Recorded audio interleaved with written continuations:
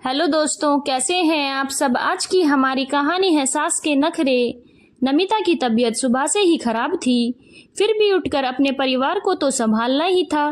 जैसे तैसे उसने नाश्ते में सैंडविच वगैरह बनाए, बच्चे का टिफिन पैक कर उसे स्कूल के लिए भेज दिया और पति को भी नाश्ता करवा कर ऑफिस के लिए रवाना किया। सैंडविच थोड़े एक्स्ट्रा ही बनाए थे ताकि बाद में सासू माँ भी अपना नाश्ता कर ले, पर अब खड़े रहने की हिम्मत बिल्कुल नहीं थी तो अपने कमरे में आकर लेट गई। रात से ही उसे तेज बुखार था। अभी मुश्किल से आधा घंटा ही लेटी थी कि उसका फोन बज उठा। जैसे तैसे हिम्मत कर फोन उठाया तो देखा सामने से पति निखिल का फोन था। जैसे तैसे उसने चिड़चिड़ाते हुए फोन रिसीव किया तो निखिल ने कहा, नमिता, अभी तुम उठी नहीं और ना ही तुमने पूजा घर की सफाई की है। तुम्हें पता नहीं है क्या, इस समय अम्मा को पूजा करनी होती है। जाओ पहले पूजा घर की सफाई कर दो, बाद में लेट जाना। निखिल, तुम्हें पता तो है ना कि मेरी तबीयत खराब है, इसीलिए तुम लोगों को रवाना करने के बाद लेटी थी। अब फिर तुमने मुझे डिस्टर्ब कर दिया। नमिता चिड़चिड़ा गई। नमिता, मैं भी क्या करूं, ड्राइविंग करते समय भी बार बार। खैर छोड़ो, तुम अभी प्लीज पूजा घर की सफाई कर दो, फिर तुम दवाई लेकर लेट जाना, कहकर निखिल ने फोन काट दिया। शायद वो जल्दी में था, अभी अभी तो ऑफिस पहुंचा ही होगा और ऑफिस पहुंचते ही उसने फोन करना पड़ा। पर यह सुनकर नमिता ना तो हैरान हुई और ना ही परेशान। भला निखिल को कैसे पता कि वो वापस आकर सो गई। दरअसल सास विमला जी की आदत थी कि वो हर छोटी छोटी बातों के लिए नमिता को न बोलकर निखिल को ऑफिस में फ़ोन करती थी और नमिता उनकी इस आदत को अब तक अच्छे से जान चुकी थी, पर फिर भी परेशान थी। आखिर छोटी छोटी बातों के लिए निखिल को क्यों परेशान करना। नमिता घर में ही तो मौजूद होती है, जो कहना है उसे घर पर ही कह सकती है, लेकिन नहीं, बेवजह अपने बेटे निखिल को बीच में इन्वॉल्व क्यों कर लेती हैं। वो शुरू से ही ऐसा करती थी। एक दो बार तो निखिल ने भी कहा था, अम्मा क्यों तुम मुझे ऑफिस में फ़ोन करके परेशान करती हो, तुम्हारी बहू तो यहीं तुम्हारे सामने रहती है, उसे खुद ही कह दिया करो, मेरे मुंह से क्यों बुलवाती हो। तब अम्मा जी ने हाथ जोड़ते हुए कहा था, इतनी समझ तो तेरी पत्नी को ही होनी चाहिए, अब क्या छोटी छोटी बातों में टोकूंगी उसे, मुझे बुरा बनने का शौक नहीं है, तेरी पत्नी है तू ही जाने, कहकर अम्मा ने पल्ला झाड़ लिया। पर उनकी इस आदत से नमिता ही नहीं, निखिल भी परेशान था।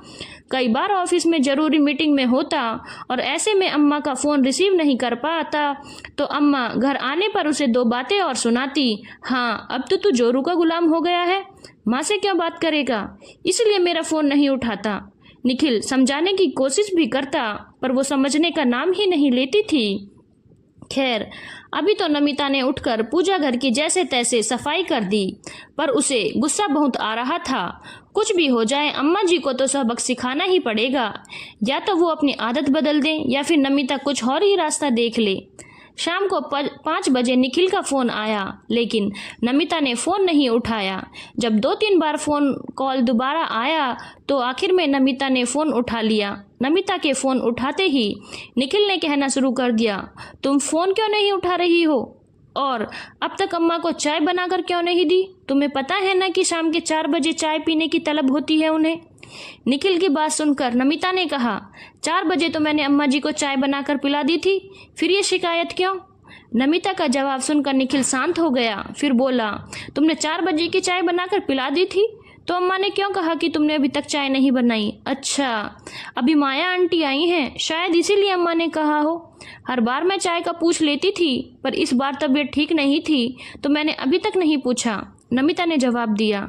तो अब जाकर उन्हें चाय पिला दो, अम्मा मुझे फ़ोन कर रही है कि बहू ने अभी तक चाय नहीं बनाई, कहकर निखिल ने फ़ोन रख दिया। नमिता रसोई की तरफ जाने लगी, लेकिन उसके पैर अपने आप रुक गए।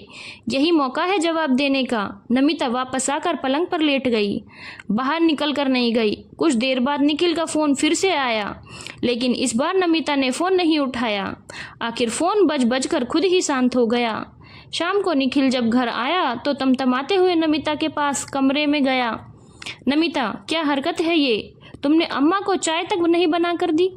अम्मा हमसे नहीं बोलेगी तो किससे बोलेगी, आखिर मैं उनका इकलौता बेटा हूँ। घर आए मेहमानों के सामने इस तरह से बेइज्जती कर रही हो। निखिल जो कुछ कह रहा था, बाहर हॉल में बैठी अम्मा ये सब सुन रही थी। वो भी नमिता का जवाब जानना चाहती थी। पलंग पर बैठी बैठी नमिता ने मैगजीन के पन्नों को पलटते हुए कहा, वही तो मैं भी कह रही हूँ कि तुम अम्मा जी के इकलौते बेटे हो।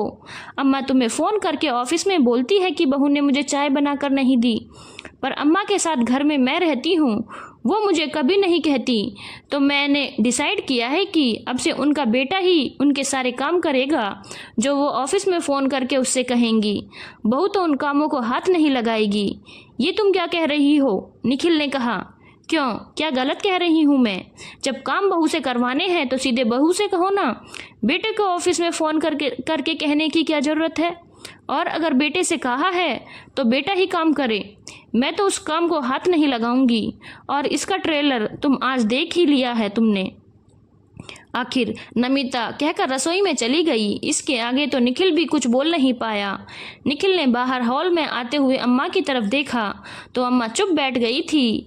निखिल ने अपने हाथ जोड़ते हुए कहा, अम्मा भगवान के लिए मुझे फुटबॉल मत बनाओ, जो काम बहू से है वो बहू से ही बोलो।